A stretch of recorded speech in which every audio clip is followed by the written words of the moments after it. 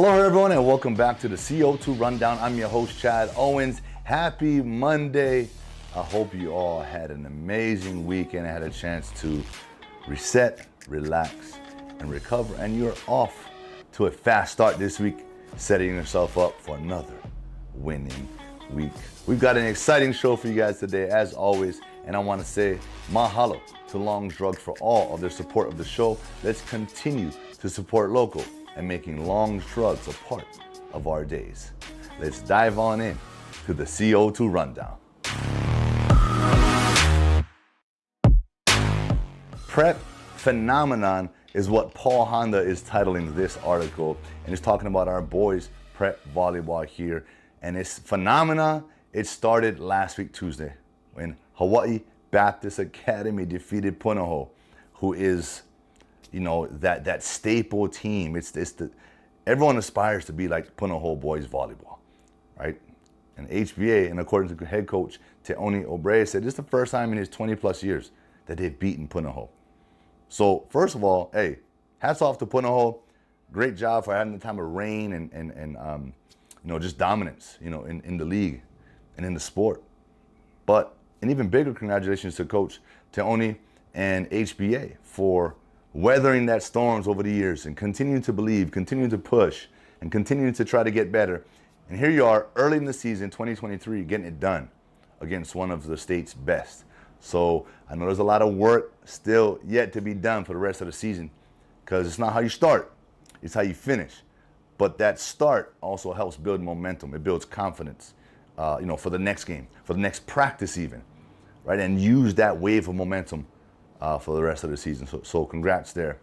And this prep phenomenon continued, right, through the weekend, where our boys volleyball team from Honolulu High School went and finished third in the Best of the West tournament.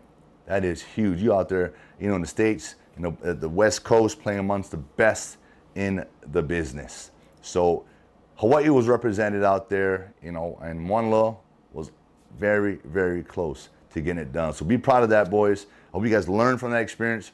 I know every time you guys get to go, Hawaii teams get to go and travel to the mainland, sort of brings you closer as a team and as a unit. And I know you're going to bring that experience back here for league play, OIAs, and going after that OIA championship. So good luck the rest of the season. And once again, congrats to these prep phenomena. Heading into some baseball now, UH baseball, and man, can we just play on Sundays? Right? We're dominant on Sundays, and we yet again won another game, and not just any game, right? We defeated number 18th ranked Maryland at the Cambia College Classic out there in Minneapolis, Minnesota, at the US Bank Stadium, same stadium in which the Minnesota Vikings of the NFL plays. So that must have been pretty unbelievable experience. And, I know that's one of those, the Aloha Stadium was that way, right? We can retro it and adjust it to baseball, right? Football. That's a pretty cool experience, especially from a fan perspective. But just want to shout out our Rainbow Warrior baseball team, right? The day before, they lost to Nebraska, right? The resilience to come back the very next day, one snap and clear, move on to the next game. And they know Sunday, hey, we hot on Sundays. So we got to show up, and they did just that. Number 18th ranked, Maryland. What a way to go, man. Congratulations. Again, I talk about momentum. Let's take that victory and that experiences and put that into the next day of work, the next practice, and just keep getting better. But I just love the resilience, man, the ability to put that loss and flush it and move on to the next day and focusing on the next game. I love it. So with that, if you guys want to dive deeper, check out this article in today's Honolulu Star-Advertiser. Let's go, Bows.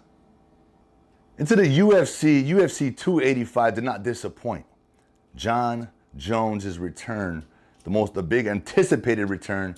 All the celebs was in the house. Everyone was tuned in. We were tuned in on the tube. And he did not disappoint. He made Cyril Gane look average at best, right?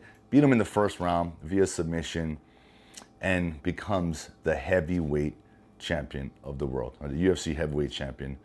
John Jones is definitely, in my opinion, the GOAT when it comes to UFC. There's a lot of names out there, But when you watch his performances over the years, his skill level, his dominance, the man doesn't lose. He studies his opponents. He seems just like a step ahead. He's bigger, he's strong, and he's just a very, very skilled fighter. He's smart. I mean, the funniest thing after the fight, Joe Rogan asked, got any last remarks, or what are you feeling right now? And he grabs the mic and he goes, "Mah," as if he is the GOAT. He's saying, need I do more? Need I say more?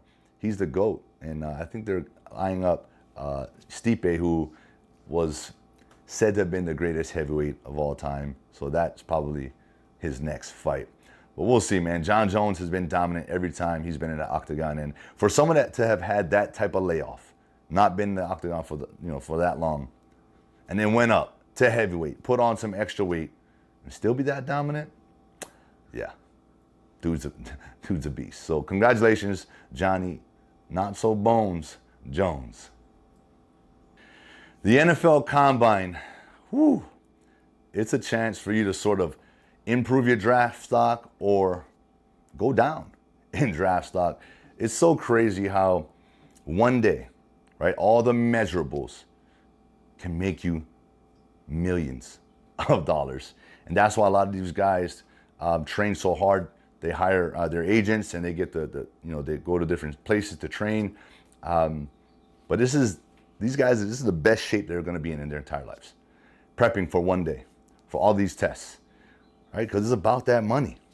And one guy that came in and stole the show, Florida quarterback, Anthony Richardson, whew, hey, he put on a show for the fans that was in attendance and for all 32 NFL teams. He ran a 4.43 40, right? Again, this guy is 6'4", 240 plus pounds, right? So Cam Newton, right? He was a big presence, big quarterback, running over linebackers. He's bigger than Cam Newton. He's faster than Cam Newton, right? With that 4.43 40, he became the fourth fastest quarterback since 2003 at the Combine. And he had a 40.50 vertical jump. That's a NFL Combine record. And a broad jump, 10.09, another NFL Combine record. And not to mention his arm strength, his accuracy, his draft stock definitely skyrocketed. So look, and I know there's a lot of teams that's going to be getting some quarterbacks this year.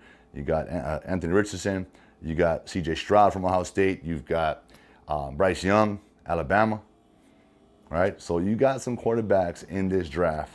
Probably 3-4 of them might be going in the first round. So we'll see. It's always a fun time watching the NFL Combine, seeing these athletes. And, man, I got to talk about this real quick. The amount of D linemen that were running these 40s in the 4.4 range. Wild. Fastest group of D linemen that I've ever seen at the Combine. Right? A D lineman, 260 plus pounds running a 4.4, and a receiver, 165, 170 pounds running 4.4. Yeah, that's a scary sight. So congratulations to all that made it. I was a part of the NFL Combine when that came out.